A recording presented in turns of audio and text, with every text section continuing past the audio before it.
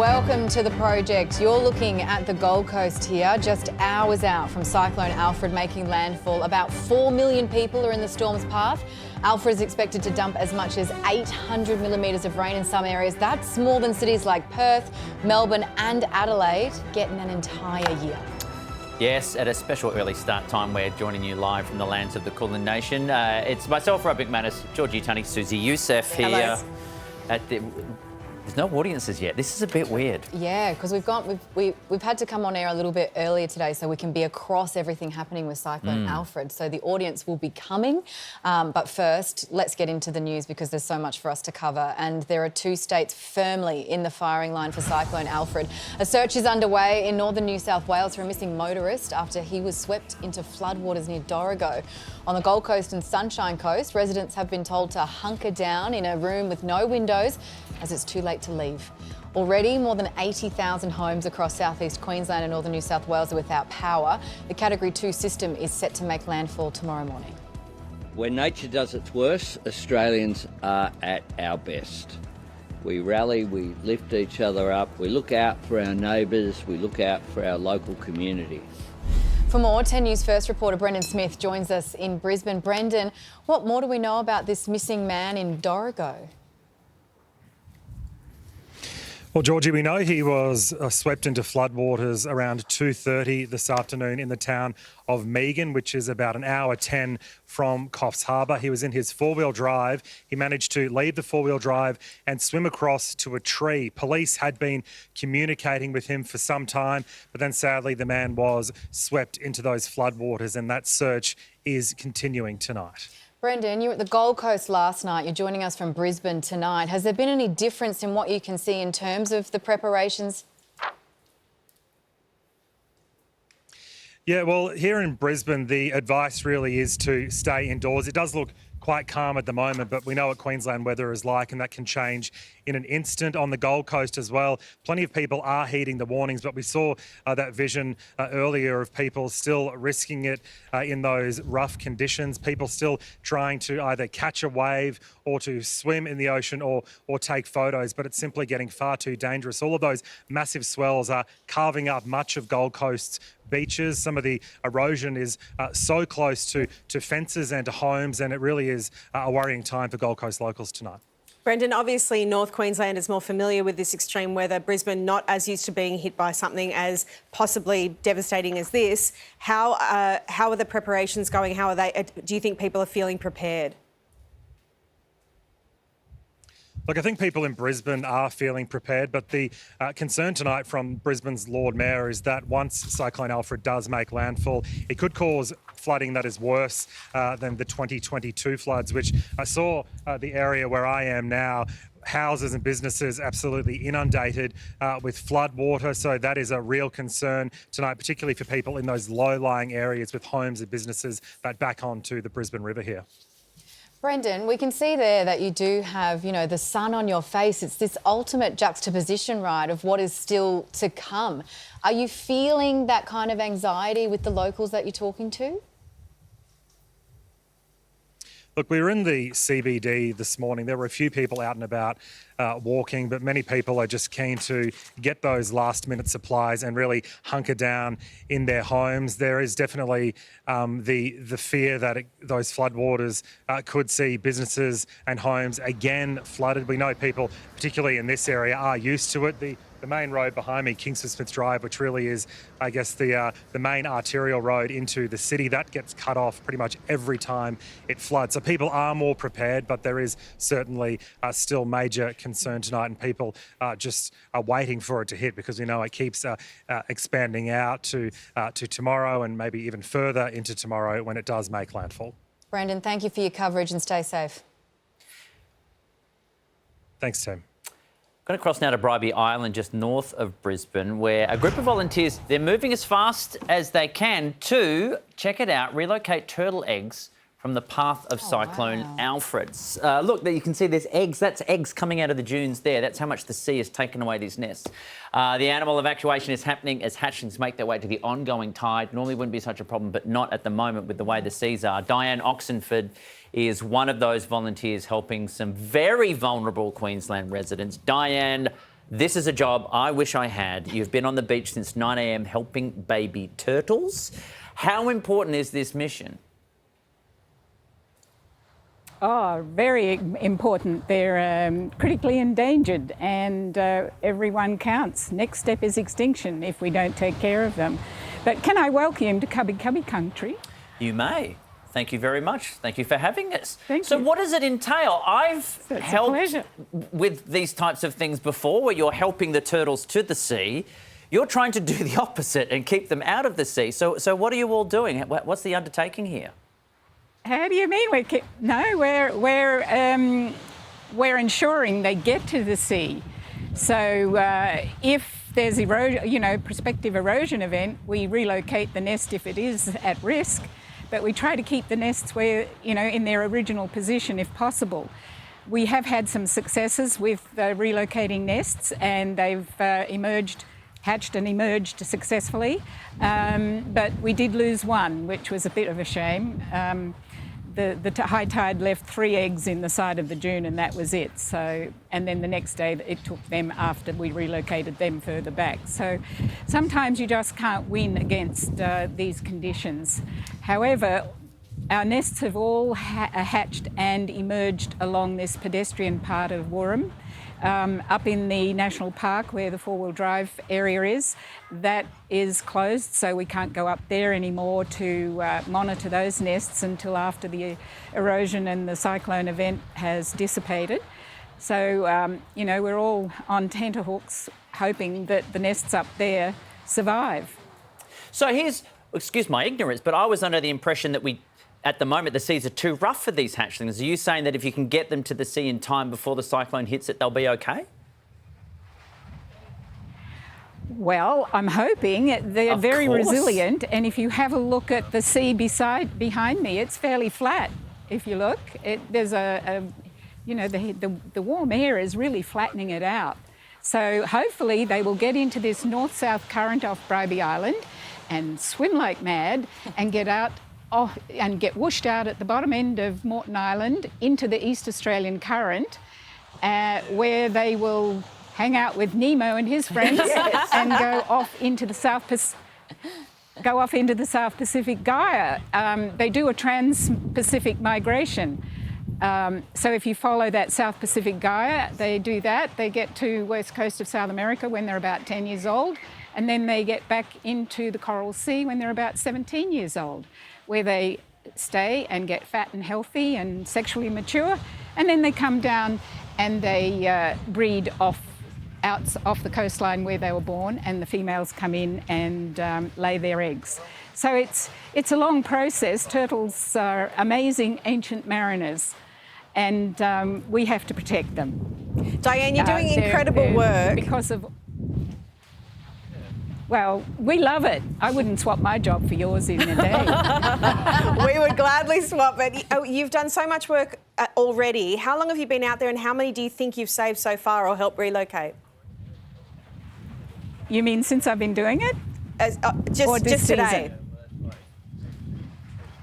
Today we ensured that 122 successfully reached the ocean. 122 hatchlings. Amazing. And because they hatch because they emerge at night, we can't guarantee that they reach the ocean. But because we were there for this event when they emerged from the nest, we could guarantee that 122 made it.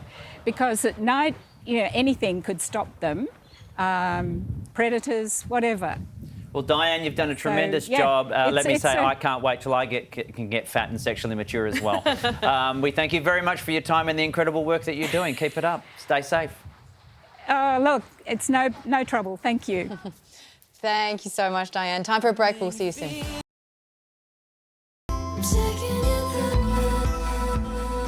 Welcome back to the project. Let's get into today's top stories. And a Victorian teenager is facing numerous charges after allegedly trying to board a Jetstar flight at Avalon Airport yesterday armed with a shotgun. It's alleged the 17-year-old also made bomb threats before he was tackled to the floor by the pilot and passenger Barry Clark. The pilot was back at work today while Barry flew into Sydney this morning to a hero's welcome.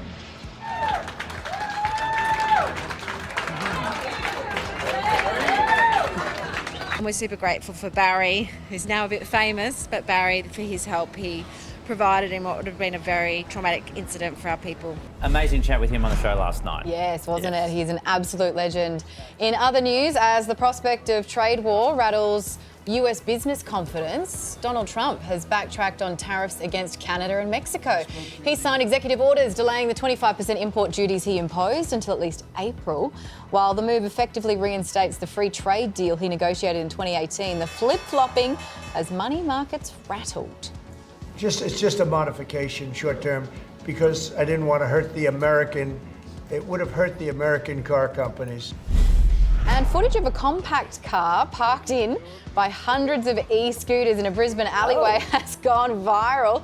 The scooters were moved there ahead of the arrival of Cyclone Alfred for safekeeping, but the car's owner had to spend ages moving them out of the way to get his vehicle free. Apparently, he'd been parked there for 2 days. He finally managed to manoeuvre his way out. Because whoever's filming him was not going to do that. It was a 78-point turn. Wow. Exceptional. And how about this? Footage of a Mr. Whippy van making the rounds on the Gold Coast streets has also gone viral, with Cyclone Alfred expected to make landfall tomorrow. The owners copped plenty of flack for failing to, quote, read the room. But some people defended the ice cream truck's owner, asking, why not? Everyone's at home anyway. Well, I don't know how I feel about the song Greensleeves playing through the streets before a disaster. I don't think it keeps the mood up. I think he was playing Rain, Rain, Go Away. Oh, okay, So in it was that all case. fine. Yeah. Yeah. But hang on a second. If you were, let's just... I'm all about devil's this. advocate for a second. If you were there and you're just waiting Yes. for this cyclone, you can't do it. You've done all of your prep. Yes. You've done all of your prep. You're not doing anything dangerous. You're just sitting there being like, okay, hopefully we get through this. And then you just hear you do hear the green sleeves and I go... Well, Georgie, Tony... It would send me... And, you know, that's kind of what you'd be hoping. Someone can bring some food to your door. You could have a month's worth of ice cream just straight out of the machine. I'd be up for that. Yeah, I would well- stockpile it inside me. I'd say, bring it on, Alfie. I'm ready for you. And Rove McManus, as someone who is lactose intolerant, the last thing I need to do when I'm trapped in a house with other people is have ice cream before that much. That's a good point. No, thank you. OK, you're not getting into the Excellent bunker. point. I'm so sorry. Now, Tropical Cyclone Alfred Centre is expected to make landfall tomorrow morning as communities across southeast Queensland and northern New South Wales hold their breath and brace for impact. If you're one of the few people that are remaining in your house and you're in an evacuation area, you're one of the only people in your street left and you will literally be by yourself. An emergency warning to residents in Lismore and the surrounding regions. They must evacuate by 9 p.m. tonight. Across the border, Queenslanders are being warned to stay put and stay out of the surf. If you don't value your own self-preservation, value the self-preservation of the person who'll have to go and rescue you and your family member who'll have to get a knock on the door to advise them of the horrendous news of what's happened to you. Already, more than 80,000 homes are without power as the massive winds and the long wait takes a toll. The fact that it hasn't even hit yet and we've lost so much of the beach, I just can't imagine what it's going to take when it actually hits. I've never seen anything like this at all. So just waiting though. We've never been through a cyclone before, so we're sort of probably a bit anxious because we're going, well, you know, what's the next step? While supermarkets in the line of the storm are closing their doors, authorities are preparing for the worst. You can give us your thoughts and prayers, but we need something practical from you, and that is blood. We get each other through the dark times hour by hour and day by day. As the storm bears down, we know that we're not Queenslanders or New South Wales people at this time. We're all Australians helping each other out. Well, Acting Gold Coast Mayor Donna Gates is with us now. Acting Mayor, we checked in on you earlier this week. How have conditions changed? It's really remarkable to see your reports of Brisbane and Próvaí because it's very different on the Gold Coast. We had wind up to 110 kilometres an hour last night. We've got 45,000 dwellings without power as we speak. We have 4 to 6 metre escarpment from Southport and Main Beach all the way down to Nobby's Beach. It's not looking good at all, but it's because we're getting the southern end of the cyclone as it gets closer. It's only 40k off Southport at the moment. I want to drill down on one of those aspects, Donna, in particular, and that is the winds and just how crazy those gusts are going to be. How is everyone going to cope in those high rises? I'm thinking about surfers. You talk about nobbies. I mean, that's not that far away. Like, are they cyclone proof? What should people do if they're at the top of those apartment buildings? They should be okay. The thing that we've been impressing all week is that people need to remove loose items from their balconies, any furniture, any loose items, because that's where we may come to grief if they become projectiles. So that's been of concern. The preparations have been going really well. Everyone has heeded advice. We've had a sort of stay-at-home order from 4 p.m. this afternoon when the winds started to escalate. And in relation to your question, they will get to about 155 kilometres an hour tomorrow. So then what do you make of people that we're seeing over social media? We just saw some of the clips only just a few seconds ago, where people are maybe not really taking this seriously enough. Rove, it's really driving us crazy because we've been issuing warnings about staying away from the beach, staying out of the water, and we now have infrastructure failures along the edge of the beach line. So some of the platforms that might look okay have no foundations anymore, and it's really risky for people. We have people lining up, taking vision. We want them to all go home. I know that the police had to rescue 2 youths this afternoon from Southport. There were another 4 who refused to take their order. So parents were trying to be contacted to say, please make your children stay home. We're going to have to give you very bad news if you don't keep them out of the water.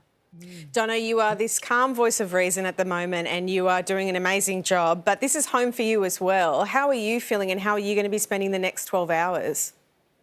Well, I got sent home from the Disaster Management Centre myself at 3 o'clock today. So I'm working from home. I have about 4 more interviews to go tonight and I have a massive leak in my kitchen. Oh, no. So that's giving me grief too. Okay. Well, Donna, look after yourself and we thank you very much for your time. Thanks, Rove. Well, coming up, are our littlest Aussies coping with Cyclone Alfred? How to talk to your kids and keep them calm in the face of a natural disaster. All the big conversations you're going to be having. You're watching The Project.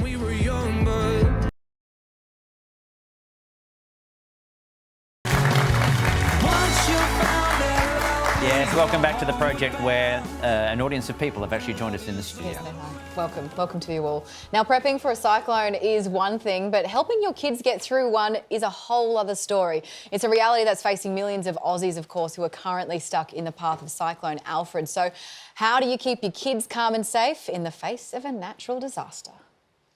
Well, to help us answer these questions is child psychologist Dr. Andrew Greenfield. Andrew, thank you very much for joining us. So how do parents best even start this conversation about what's happening? Yeah, I mean, it's incredibly difficult, let alone for the adults, let alone the kids, and it's completely unprecedented. So I think it's really important to make sure we take so many factors involved. So we need to understand the age of the child, the maturity, obviously their language ability, all of these factors before we decide how we're going to talk to our children. But I think for some of the younger children, obviously, we don't want to give too many facts because we don't want to scare them unnecessarily.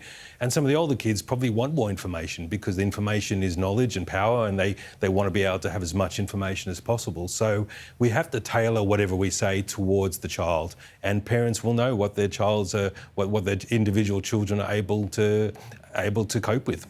I guess this is the difficult part, because one of the things we heard before was a grab from a woman who was saying, I've never been through this before. You do hear talk, if you are going to be in it, experienced or otherwise, there's going to be, shaking buildings, roaring wind. How do you prepare kids for what is about to come when they're going to be afraid of what they're going to see, feel and hear when you don't even know what that could be yourself? No, absolutely. And I think it's an incredibly difficult situation. So we have to acknowledge that. I think the only thing we can do is just reassure them that they will be okay. I know in the back of our minds as adults, we don't know that. That's part of our fear and our trepidation as adults. But there's no point in unnecessarily saying the worst or expecting the worst. We have to expect the best, and we have to show that our job as parents is to look after you. And there's plenty of people, the police, the SES, all of these people around us are doing the best they can to make sure that we're all safe. So just give them that reassurance as much as you can. Doc, as someone who may be anxious and who doesn't have kids and probably shouldn't be asking this question, if you are anxious and you do have kids, should you show them any of your own anxiety or should you be staying as calm as possible? Yeah, so, I mean, obviously, it's a natural response for us adults to feel anxious because, unfortunately, we know more about what may be coming. Obviously, we've got to try and do the best we can to control our own emotions. One thing I would constantly tell our kids is talk about what they can control. And maybe if that's getting involved or trying to make sure the next door neighbour's safe or whatever they can that is within their control, because that is something they can control. They cannot control what's going to happen or the weather or anything else like that. So trying to focus on what is within their control hopefully can make them feel a little bit more at ease. I feel like I can hear millions of Australians watching this and screaming one particular question at you, Doctor, and that is, if you're staring down maybe days without power, you can't go outside, how do you keep your beloved children entertained? Yeah, a very good question. Mr. Whippy. That's right, give them the odd ice cream. But I think at the same time, you know what, we've got to deal with, we've got to make a bad situation as good as we can, and we've got to maybe entertain them in other ways. Maybe you won't have your phone because there's no power, you can't watch television, you can't go on social media. So do the old-fashioned thing and have conversations, talk about as many things, talk about where you're going to go for dinner after this is all over, talk about what games you want to play or where you want to go on holidays. Just have conversations because we don't have much of a choice. We cannot go on to, watch television or go on our devices. So do the old-fashioned thing and actually engage in conversation. Amazing how powerful that can be.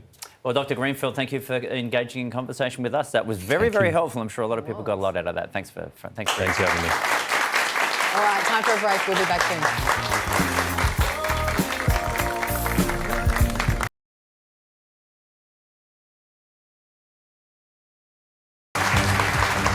This is The Project. Welcome back.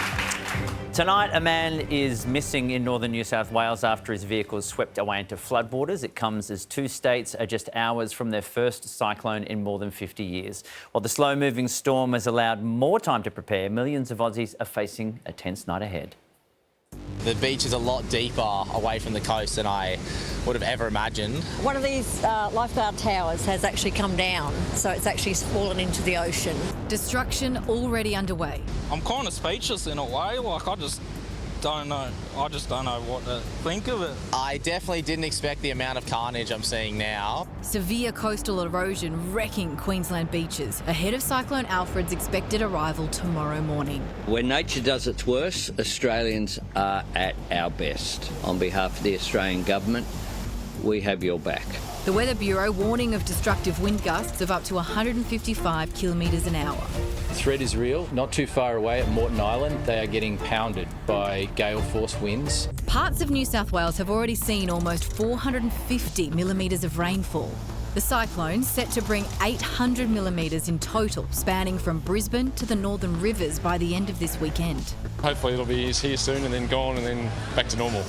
Almost 30,000 homes under evacuation orders along New South Wales mid-north coast, with 120 ADF personnel sent in to help. If you're one of the few people that are remaining in your house and you're in an evacuation area, you're one of the only people in your street left, and you will literally be by yourself. More than 80,000 homes across both states are already without power, as even supermarkets have shut their doors. Supermarkets, they are operating on a case-by-case basis, balancing being able to get their staff there and make sure that they have things like power and they manage their impacts. Emergency services pivoting from preparation to response. It is now emergency assistance, particularly for fallen trees and where there's been structural issues in homes. Millions of Aussies are tonight hunkering down. All they can do now is wait.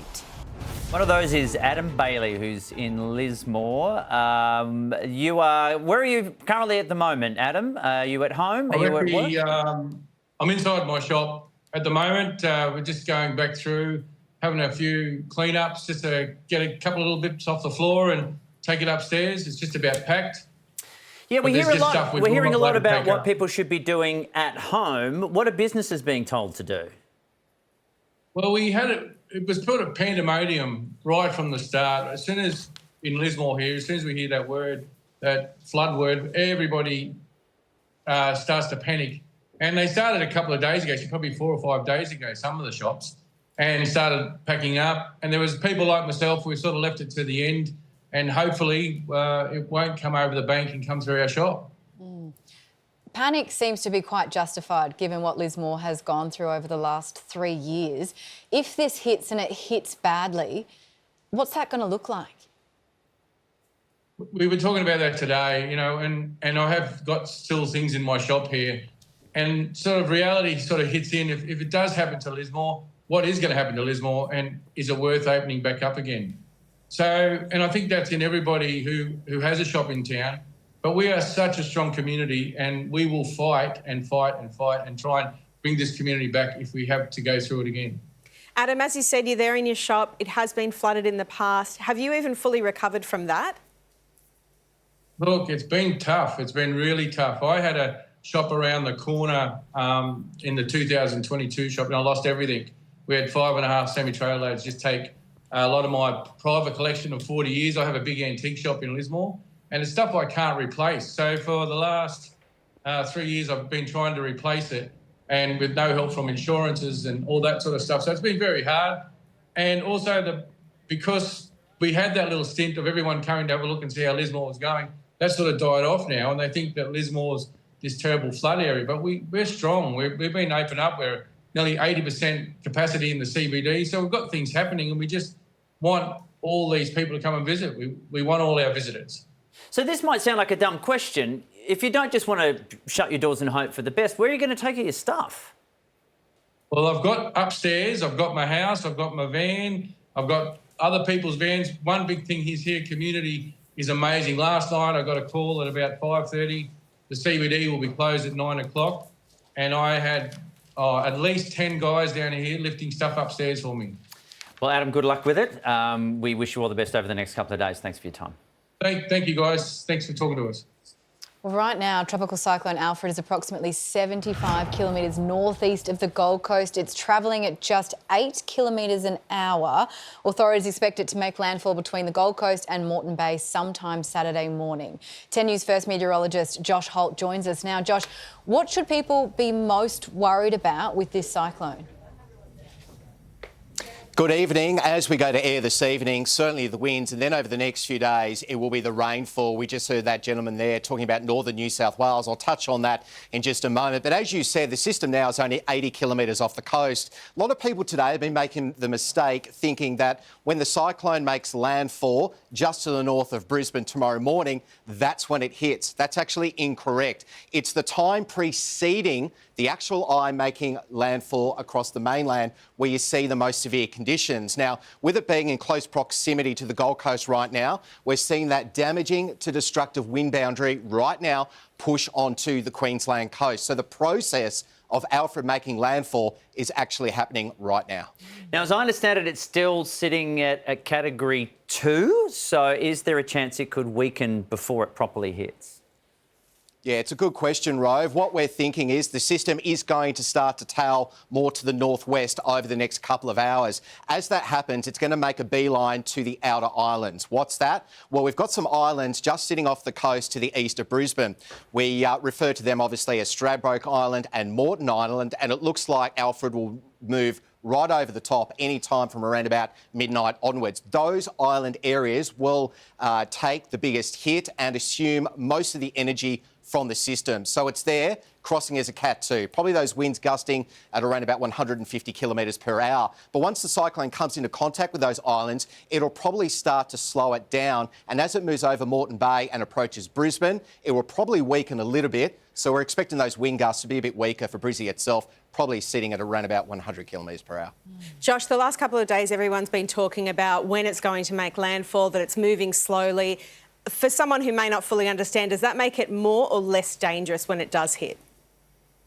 It doesn't make it any more less or more dangerous. It's been really annoying to say the least. I mean, if you look at the track map over the past couple of days, it's been doing all these squiggly lines, and that's what's been slowing up the system. If it went in a straight line, it would have made landfall yesterday. But when it comes to the cyclone's strength, we look at oceanic and atmospheric environments. Look, we need sea surface temperatures of 26.5 degrees or higher for a tropical cyclone to maintain its strength. We've got that. But it's the atmospheric environment it's in at the moment. It's not not really conducive to tropical cyclone activity. There's a bit too much wind shear, which is wind speed and direction changing through the atmosphere. Cyclones love a still environment so they can spin up and rotate. When it does make landfall, Josh, just how long is the whole system going to take to pass? OK, I want to make this point. It's really, really important. Once it gets downgraded to an ex-tropical cyclone, which will happen during the course of Saturday, but much later on in the day, it is not any less dangerous. In fact, it can be more dangerous in terms of the rainfall. I remember when I was in Cyclone Debbie back in 2017 in Bowen in North Queensland, that system moved across us. It then tracked inland and went south and eventually got over southeast Queensland as an ex-tropical cyclone. It dumped 1,000 millimetres across the Gold Coast hinterland. That's 1 metre of rainfall, and we could see similar type falls for the southern Gold Coast and particularly northern New South Wales. We know about Lismore. We had that emergency evacuation take place last night, so we're really feeling for the residents across that part of New South Wales. But people in those areas, I just want to stress this as well, this flood event may be very different to previous flood events like 2022. This is a tropical system as opposed to low pressure systems that usually affect this area. So the rainfall rates might be a lot more extreme than what we have seen in the past, and as a result, our rivers may respond and behave a lot differently to they have in the past. Yeah, here's the thing, Josh, because we're talking about the waiting game and what happens when it hits and what everyone's going to be going through when it impacts. You've mentioned yourself the eye of the storm. We all know that phrase. What's the aftermath of this? How long will it take to get the all clear, and are we really prepared for, what the aftermath could be? Yeah, another great question, Rove. Like tonight, what we see with a tropical cyclone as it makes landfall, we've got spiral rain bands that shear off the eye of the cyclone. So what will happen tonight if you're at home, you will see a surge of wind and rain when those spiral rain bands come through. Then once it's passed through, you get a bit of a gap, a bit of a break, and everything goes still. Then another spiral rain band comes through, and again, you see those ferocious winds and heavy rain. So it comes and goes right through the night. In terms of the next few days, that heavy rainfall, as I mentioned, will start tomorrow. It will really ramp up on Saturday, continuing into Sunday, and that'll be widespread across areas of southern Queensland and northern New South Wales. And we could even see life-threatening flash floods in built-up areas. We could see tropical rain rates of around about 250 millimetres falling in just a 6-hour period. I've been in a lot of weather over my 20 years in meteorology, and let me tell you, it doesn't get any heavier than that. So it's extremely dangerous in terms of the rain. Yeah. Josh, we appreciate you giving us some context. Thanks for your time. Thank you. More project coming up after this.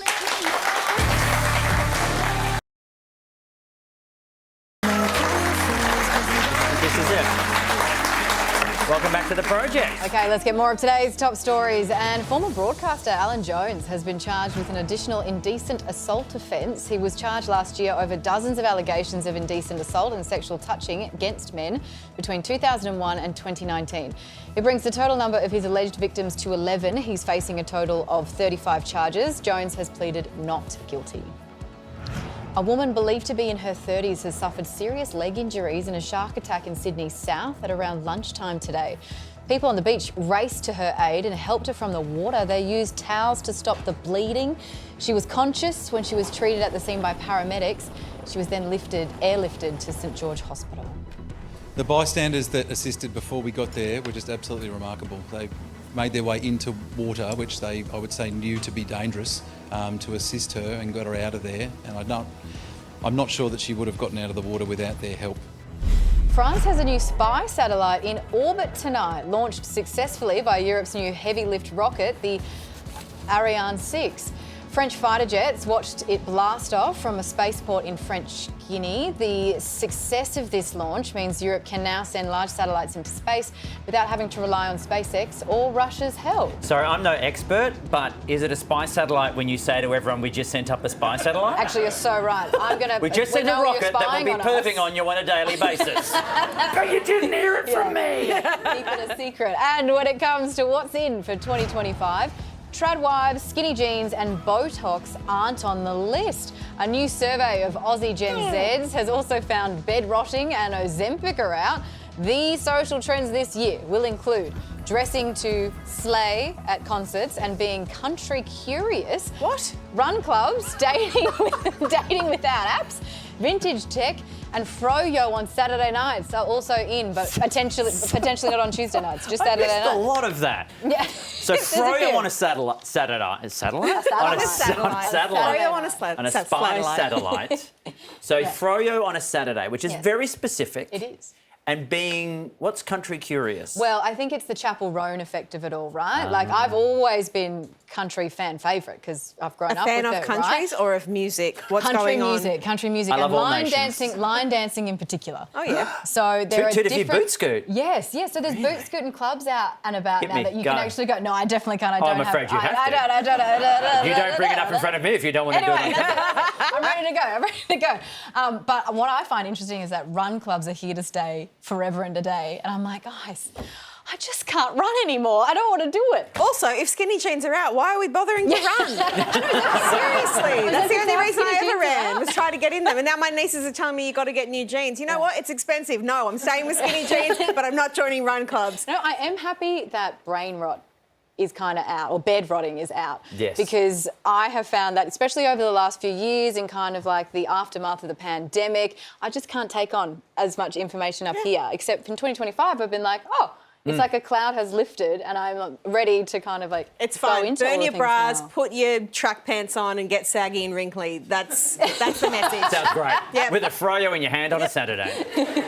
Good news, everybody, that our favourite Good Day New York host, Crystal Young, she's at it again. Back. Yeah. Last time we saw her on the show, she was checking out some bones. But this time she had her work cut out for her. You would think, because she's going to visit the Seltzer Museum. And you'll be like, seltzer? The fizzy water drink? How is that interesting? Well, not in her hands. Oh. We are live here in this interesting spot. Now, I'm going to talk to, okay, wait a minute. This is Barry Joseph, who clearly has has a sense of humor.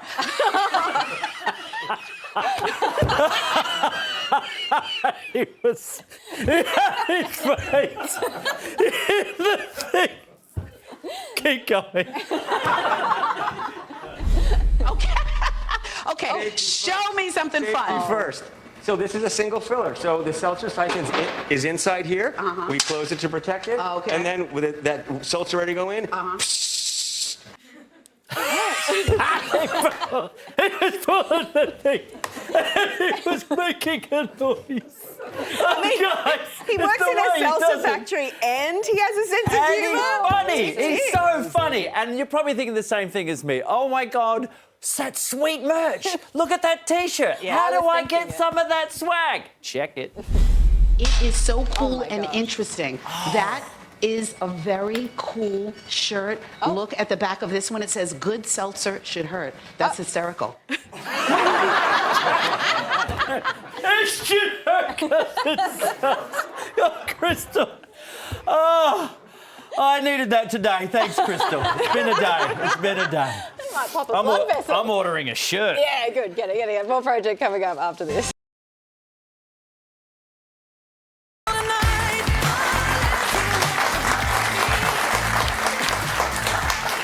Good news, everybody. Kneecap, the Irish hip-hop group, will be joining us live in the studio in not too long.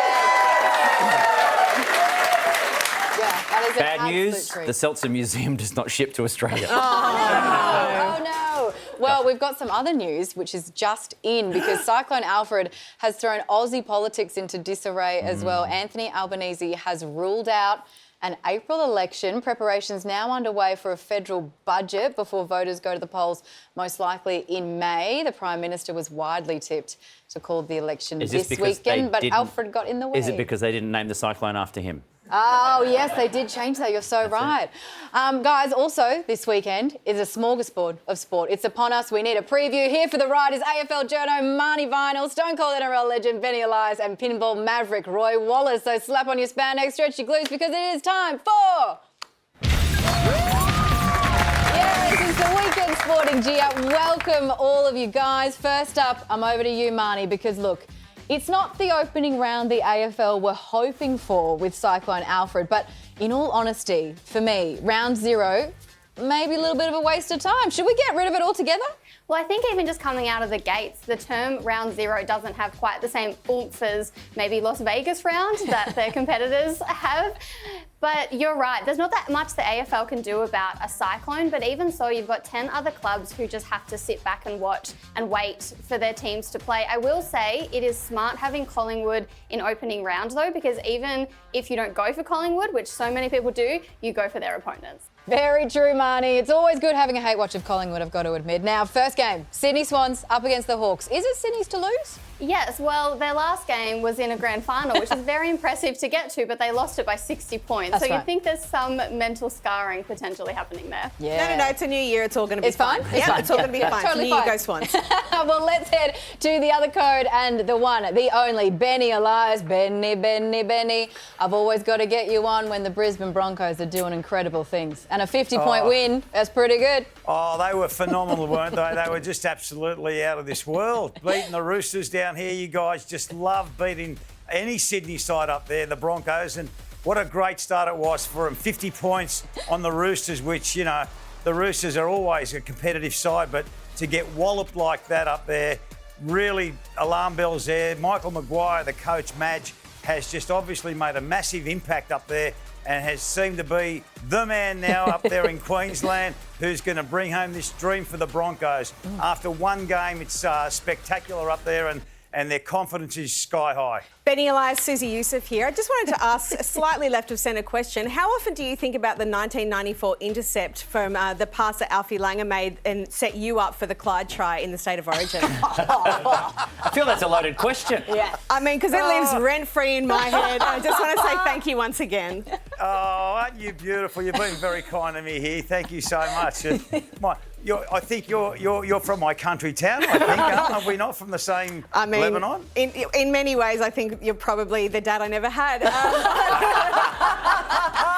And if my dad's watching, I love you more. So back to you, Georgie. Well, Benny, I'm going to be kind to you as well here because I can't just talk about the Broncos all the time. I'm also very interested in Mr. Jerome Luai, who is maybe going to turn your Tigers from wooden spooners into premiership winners. Is that a possibility?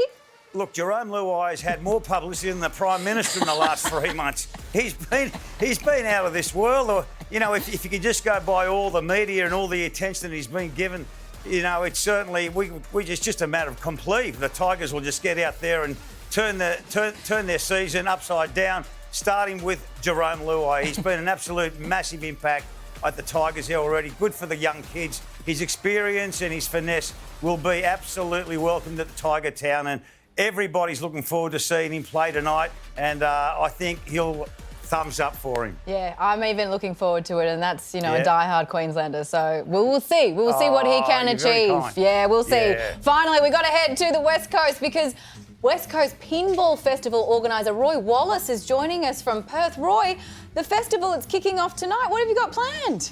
Absolutely, thanks guys. We're going to have over 130 pinball machines for the public to come in and play. A bunch of activities for kids and families over the weekend. Lots of tournaments, competitions for people that are completely new to pinball, as well as some of the seasoned pros have flown in from the East Coast to compete for some of the silverware this weekend, so it should be fantastic. Screw the kids. How am I just hearing about this and why am I on the other side of the country? You're the dad I never had. How do I get to this event? So basically, each year we've been growing this event over the last 5 years. We now get quite a big East Coast contingent, and some of the internationals come over. Some people just want to come and play pinball all weekend, non-stop. We can't be showing this footage. This is illegal. Look how hot that is. Labyrinth pinball? Yeah. Roy, 1992 Addams Family pinball machine, greatest of all time. Discuss. Yes, it is actually, and a lot of people come here wanting to play an Addams Family, as well as some of the, I guess, absolutely collectible and lovely machines that people played back in the 70s, the 80s and 90s, particularly the early 90s, around 1992. We've got a lot of games from that era here that people can come and play. Oh, Roy, the children are going to be there, and I think Mr. Rope McManus may join you as well. I'm so excited I just tilted. Roy, Benny, Marnie, thank you very much for joining us on the G-Up.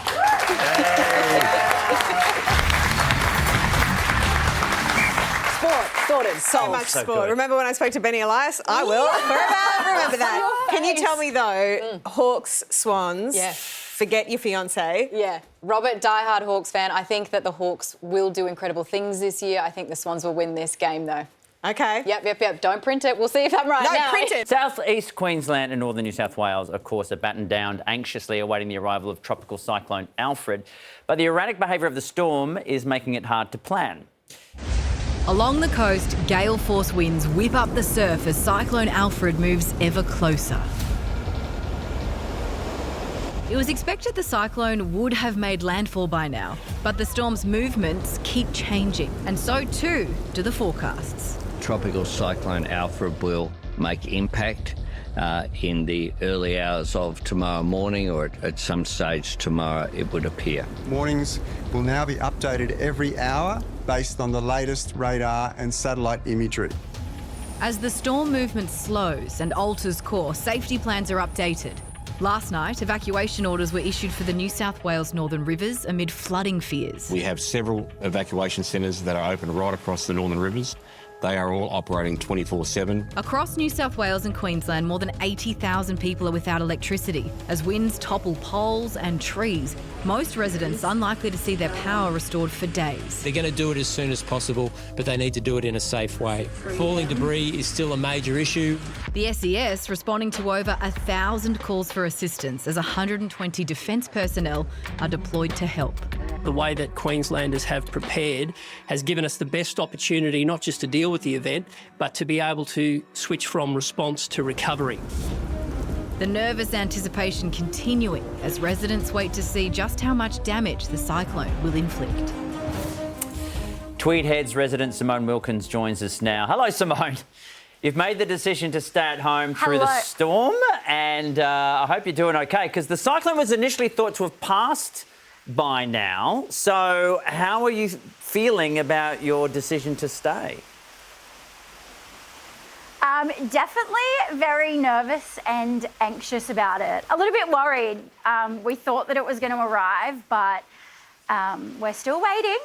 Yeah, so how does that impact you? Because I think about people who have been told to either evacuate or stay. If you stay, that's fine. But when you thought it might have only been a day and that becomes 2 days and possibly more, you've got supplies and things like that with no shops open. How are you managing with all of that?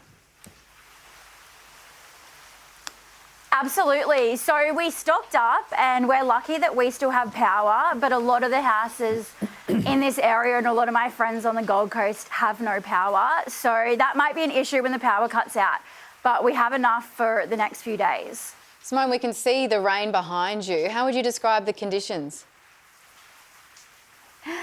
It is wild here. It's literally going from really windy to calm and then really windy again. But it's definitely picking up now, so something is brewing. Simone, have you decided at what point you will evacuate? I have the Hazards app on my phone, the Hazards Near Me New South Wales app. So once that pings off, then I think it will be time to evacuate. And if that happens, Simone, are you prepared? Like, do you have a bag packed? What's in it? I have a bag packed, my passport, because I'm going away overseas next week. Oh, so my God. My passport and then just some priorities and then just some clothes. So, yeah, that's packed, ready to go, but hopefully we don't have to evacuate here. So if you do, though, for residents like you, what's the plan? Have you thought about where you could go? That's a great question. Apart from on holiday. Maybe to my friend. Maybe to my friend's house, or there is evacuation centres around in Kingscliff. I think that would be the closest one to Tweed. So maybe there. I have no idea. Simone, you were there for the 2022 floods. What kind of state do you think that the Tweed is in at the moment to deal with potentially even more extreme water conditions? Well, we kind of only just recovered from the 2022 floods. But this time around, they're definitely more prepared. Everyone's sandbagging their shops, houses, and stuff like that. So there's definitely a lot more preparation gone into this than 2022. But then again, that was a flooding. This is a cyclone, so no one really knows what's going to happen. Well, Simone, we hope that you stay safe and don't need that go bag. Look after yourself. Thanks for chatting to us. Thank you. Get to that holiday. And as humans wait for Cyclone Alfred to hit, Robert Irwin and his team at Australia Zoo are working around the clock to make sure the animals are safe. Yes. Who's thinking of the animals? The hospital's also gearing up to treat any native wildlife that's injured in the coming days. Well, Robert Irwin joins us from Australia Zoo. Robert, just how are they looking up there? G'day, good to talk to you. It's a bit of a waiting game at the moment. Everything's in place. We've had a good solid plan for quite a while now. It's nice we've had a little bit of time to prepare. It's just going to be a matter of rolling with the punches over the next few days. Everything's battened down. We're all sheltering in place. All of our animals are nice and safe. And, mate, we Queenslanders, we're a tough bunch, so we're just going to have to band together and get through it together.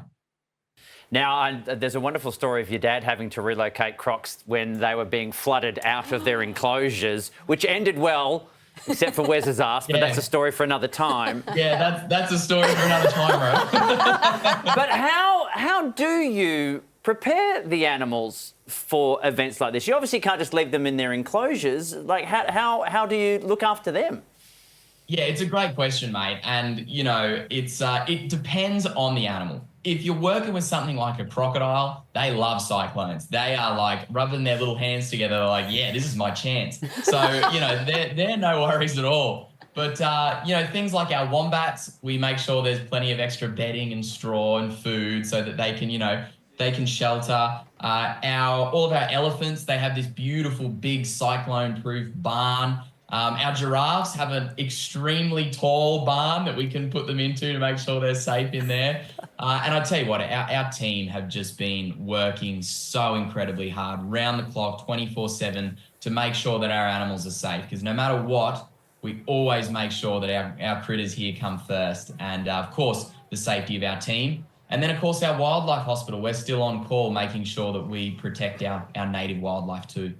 Yeah, that's one of the things I love about the zoo is the wildlife hospital is almost the jewel in the crown for what you guys have there. How will the hospital be able to help for any wildlife in need that people might find in their community? Yeah, well, it's obviously a time now where we should all be taking care of ourselves first and foremost. But in the aftermath of a natural disaster, naturally, you're going to see a lot of animals displaced, a lot of really sad things happening to our native wildlife. So we have a team that are sheltering at our hospital that will be there to take care of animals that end up coming in. We are open there 24/7 and we will continue to make sure that we rescue and rehabilitate all the animals where we can and get them back out into the wild. Robert, what's your advice to people at home who are trying to make their pets as comfortable as possible when there's so much unknown ahead? Yeah, great question, Susie. It's all about, firstly, taking responsibility as a pet owner to make sure that your animals are accounted for and that they're indoors, locked away. Your horses are in their stables, in their barn. Your dogs and your cats are in. Don't forget about your goldfish. Make sure that they're safe as well and they don't swim out into floodwaters. Just make sure, really, that all of your animals are nice and close and you know where they are. But then also really take some extra care with them because it's a very stressful time for our furry friends. And, often that anxiety can really get to them and they don't show it until they're really, really having a tough time. So keep them close, reassure them. Some pets even need medication if their anxiety is that bad. But, just keep a close eye on them and we'll get through it. Robert, it's great advice and thank goodness you and your team are in charge because you are so across it. You do such important work. Thank you so much for joining us. Thanks so much. Stay strong, Queensland. We got this. Yeah, take care of yourself. Hug your goldfish, everybody. We'll be back in a moment.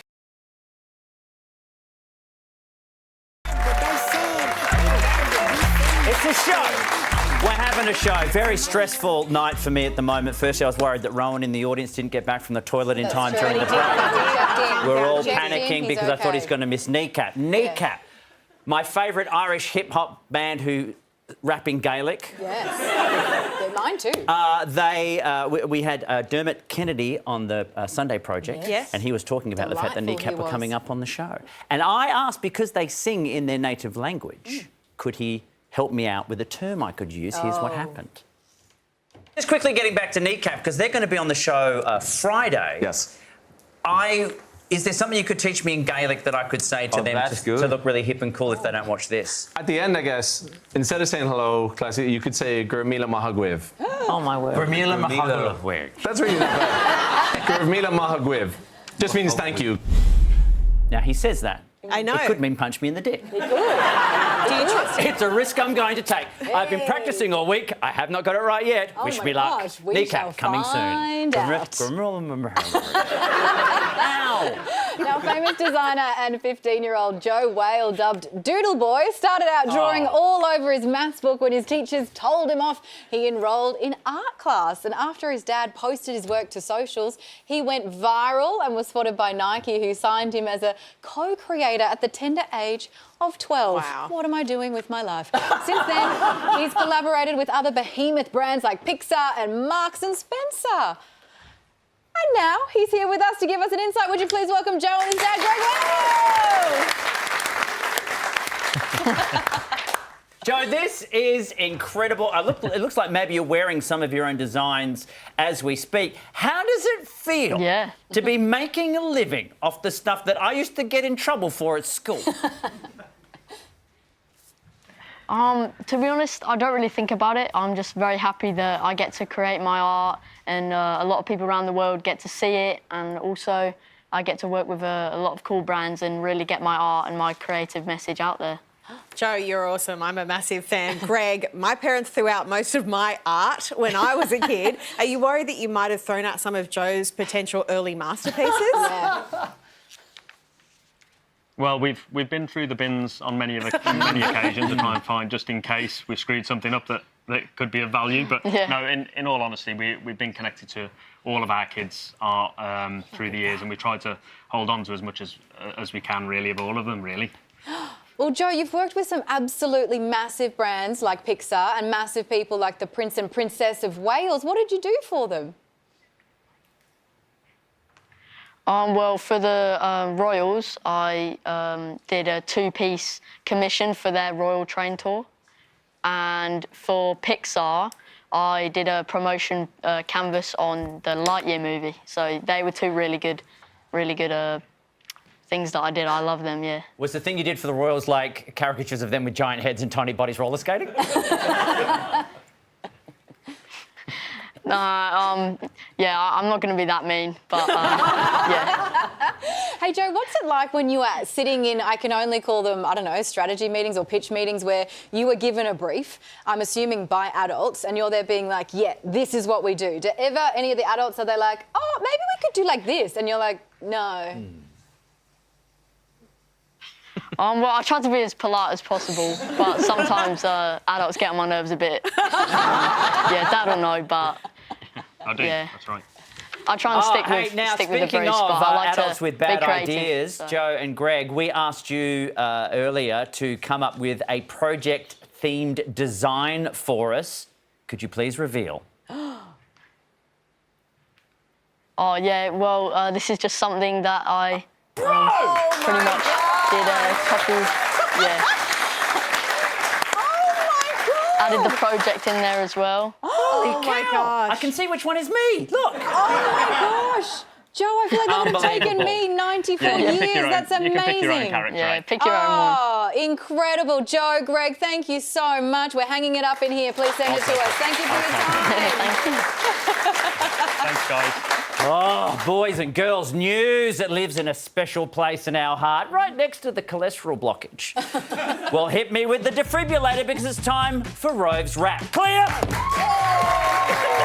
An old hoodie worn by Facebook founder Mark Zuckerberg is sold at auction for $25,000. Oh, wow. We knew it was his. It's been authenticated because social media, we point out his early mission statement is sewn into the lining, plus it smells strongly of virgin. But Zuckerberg is thrilled that the jacket finally sold. Of course, he sold it on Facebook Marketplace and immediately received 17 messages from complete strangers going, "Oh, is this still available?"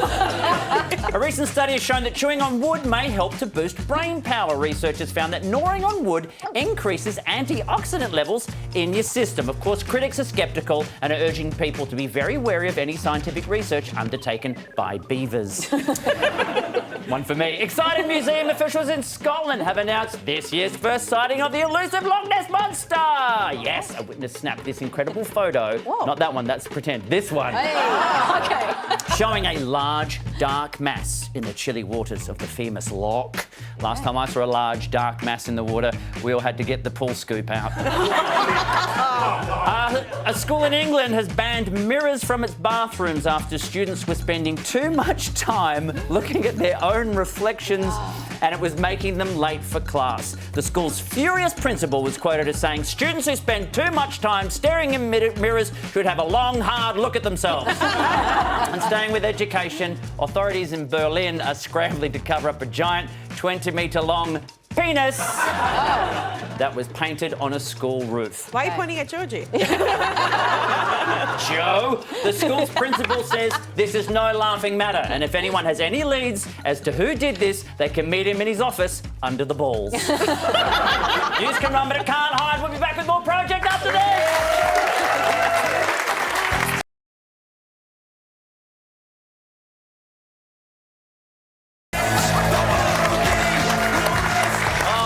We're chatting, we're excited. Welcome back to the project. Well, welcome back because it's time to end our week with three lads making a huge name for themselves. There are 80,000 native Irish speakers in Ireland. Three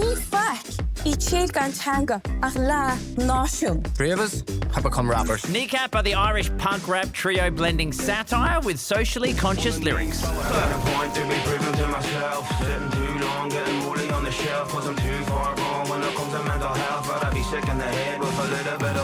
Formed in 2017, the Belfast locals became the face of a movement to save the Irish language from extinction. First with their music.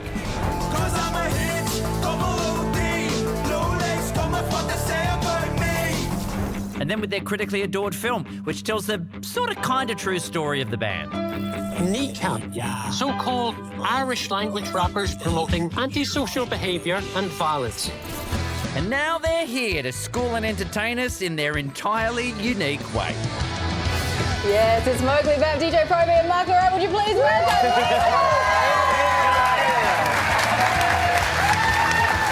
Firstly, DJ Próvaí, excellent drink, sir, but also excellent balaclava. Is this bespoke or can you just get this from anywhere, any kind of corner store? Yeah, if anybody's got a granny, get her to knit one for you. But I got these made. A fella called Lewis Kenny in Dublin made them. But they're actually, if you go to www.kneecap.ie, that's where you can buy them. So they're handmade. If you want to save the Irish language, go and buy our merch. I would be concerned that when you're gigging in Australia, you would regret being the one who has to wear a balaclava. Yeah, I always regret it. You must get really stinky under there You at the don't end of a gig. smell that balaclava. The rest of you are shirtless. It smells like a kangaroo's arsehole. Yeah. I wouldn't know. I read.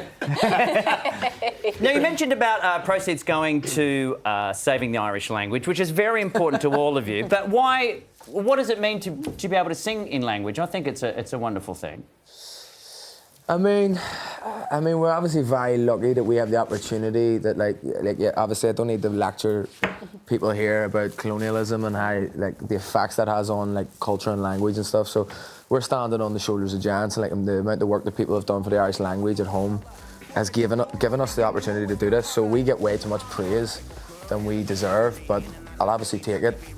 Yeah, I think you should take it. We've seen the film. The film is incredible. You are doing incredible work. It looks like you're having a lot of fun as you're doing it as well. But how wild is it to land in Australia for the first time and see people going crazy for something that you're doing? Mm-hmm. Well, I haven't seen anything yet. I've only been here a few hours. But already this crowd, straight on to that show. Straight on to the show, but they had a couple of beers for us and all, so it's all right. Yeah. Well, but all of this crowd is here to see you, and like, just picture this. But even, you know, times it by maybe, I don't know, 48. I'm really good at maths. Okay, you did 48. But you've got the show coming up in Melbourne at Fed Square. Like, there's organisers that are worried that they're not going to have enough space for your fans. Yeah, well, in Australia there's plenty of space, so.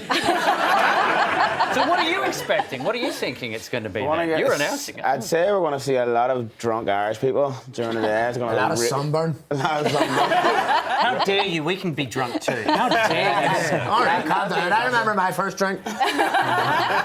What's the reaction of people back home to you now? Because you guys are mega famous. Mega famous one. Yeah. I think people are sick of us at home, to be honest. Thing is, in Ireland, nobody's famous. You don't get away with being famous in Ireland. Really? Yeah, you be humbled quite quickly. That's true.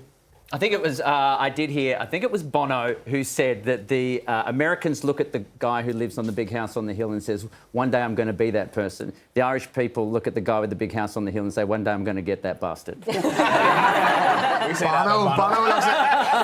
looks at his accountant for help. But it's got to feel pretty amazing, like the reaction at Sundance.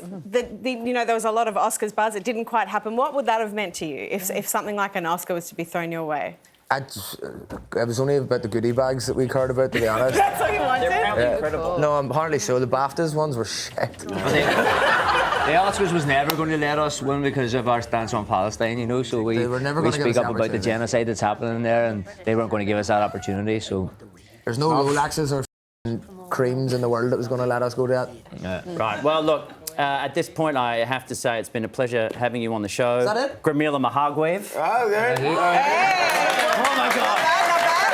Did I say thank you? Did I say thank you, or was it something offensive? You called my mother... You called my mother a Trump. Well, all of Kneecap's gigs have sold out. You're too late, but they are performing for free at Fed Square in Melbourne on Monday. Don't miss it, and catch them next Sunday as part of the Mishnok Festival. Thank you, Kneecap. That's it. Stick around for Race of Champions. We'll see you Sunday at 6 for the Sunday Project. Thank you, Susan.